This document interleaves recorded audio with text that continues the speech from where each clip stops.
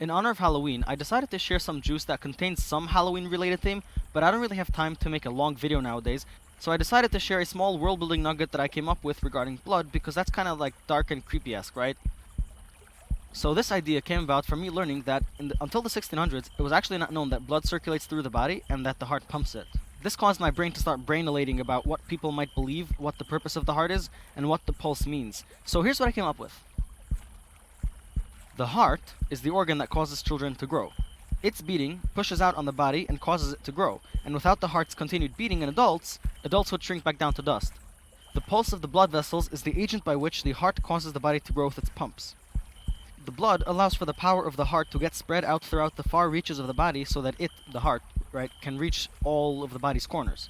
The blood doesn't flow through the body, it's just there in the vessels to pulse. Without the pulse pushing out, we would shrink, and that's why when you get old and your heart isn't as strong anymore, you can shrink down a tad. Another bit of evidence to this understanding is that children have a higher pulse than adults, which they will say is because their hearts actively cause growing, while adults' hearts only cause enough growth to counteract the natural shrinkage of the body.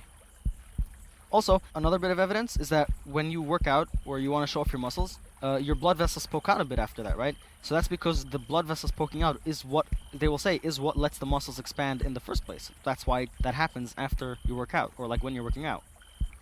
And another final piece of evidence to this idea is that the pulse causes growth in the proper functioning of the sowing of human seeds, if you catch my drift.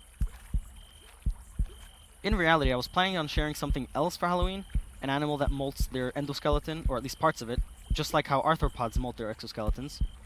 But that video will take a lot longer to make if I want to do it justice than what I have time for now. So I guess if that sounds interesting to you, then look out for that video eventually.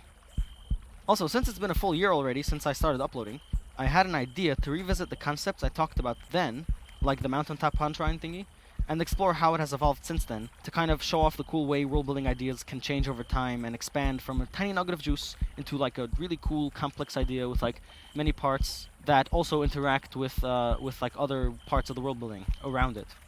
So if this too sounds interesting, then you know where you'll be able to find those videos. Until later, marinated juice will fun ideas induce.